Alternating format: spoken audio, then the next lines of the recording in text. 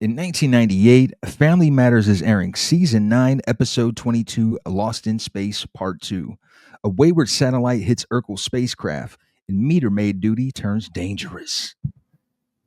Eddie, Harriet too's worried about you. This is crazy that this is the last episode of the show, Steve. I don't feel like this was, if it doesn't feel like a planned finale necessarily. There's a lot of epic stuff happening in it.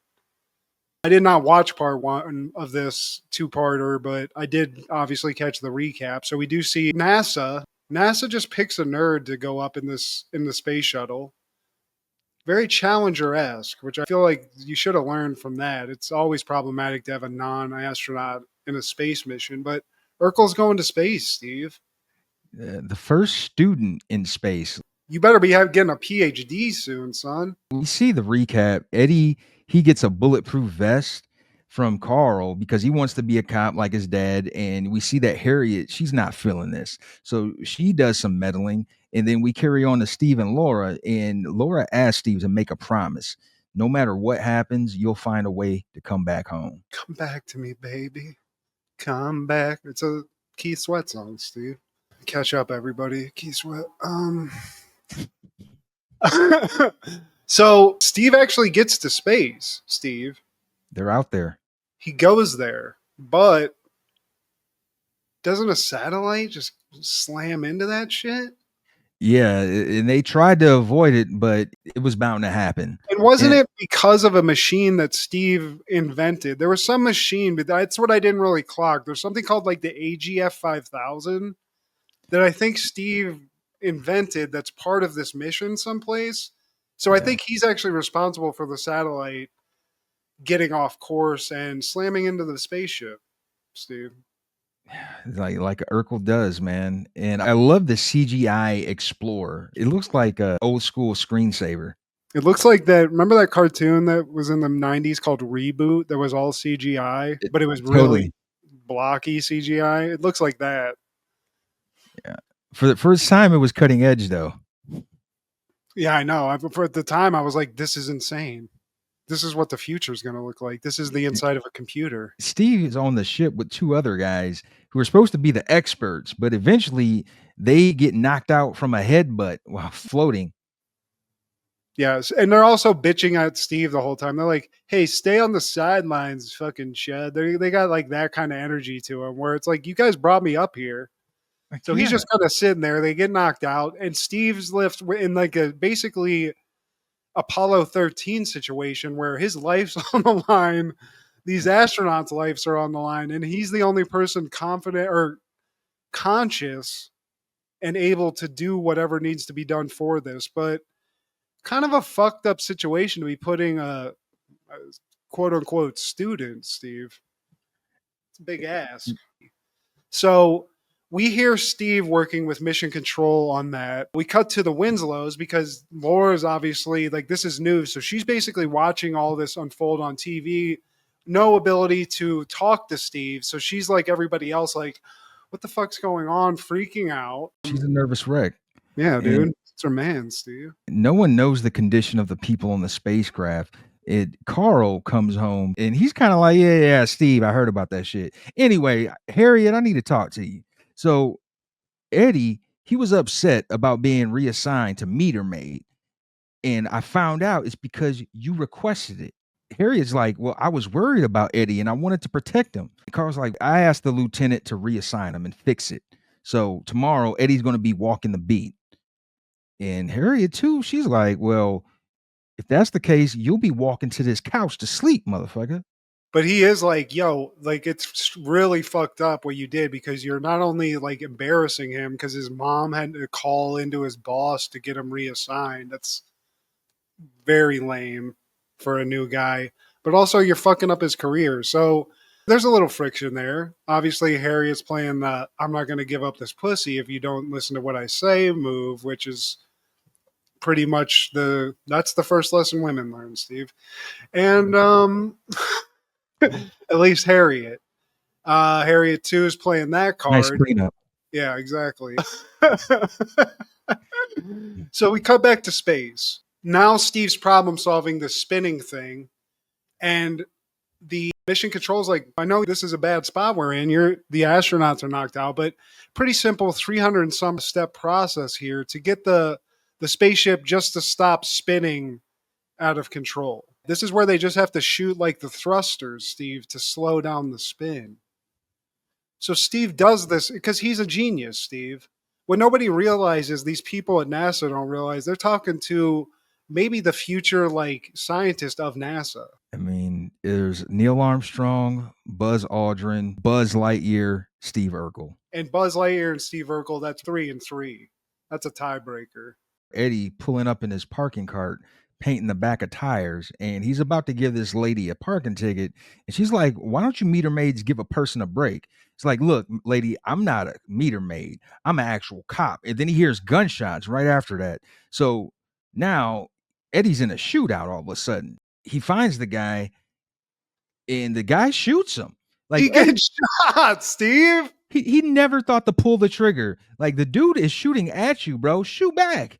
Eddie, luckily, Steve, Carl gave him that lucky vest that saved Carl's life. So now this vest, whatever juju's in this stuff, saved 2 generations of Winslow's.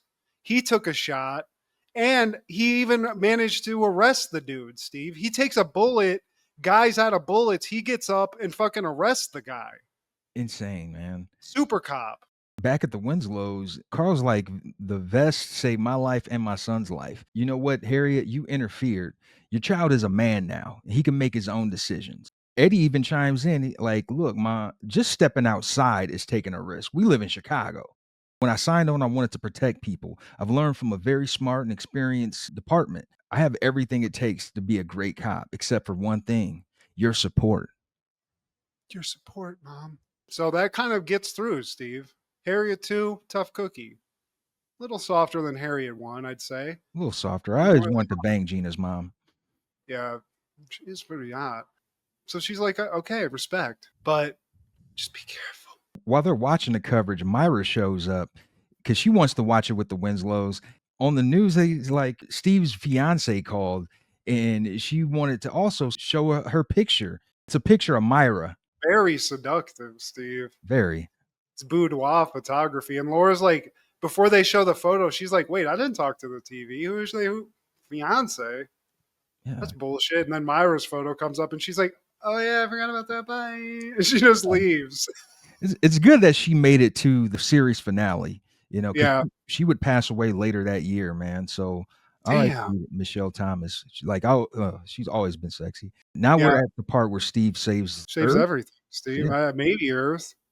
Definitely NASA's reputation, because now he's up there solo dolo. These other astronauts, they're all fucked up. No contingency plans. He's already stabilized the shuttle, but it can't go back because they got a big ass satellite hanging off the back of this thing. They got to get it dislodged before they can go back to Earth. So Steve's the one that has to go do this. The big wigs are like, the nerds gotta go. Well, that's bullshit. If I die and you call me a nerd is the last thing I'm doing, that's kind of bullshit. Fucking bitching me out. Yeah. Trying to save your fucking life. Yeah, I don't like the treatment Steve gets. He makes it to the satellite. He pulls the satellite off, but now he's floating in space with the satellite, but he needs his tether. They're like, yeah, you're fine. The tether's gonna just like pull you back as soon as the length it's all gone. And so he's like, tether? So he's just flown, Steve. This is the only thing that I'm terrified of space. You get into one of these situations where they can't get you back. It can't. You just float away till you die into infinity. Steve, being the genius that he is, he finds a way. Now he's like holding on to the satellite he dislodged as like a life raft, basically. But then he realizes that there's thrusters on the satellite.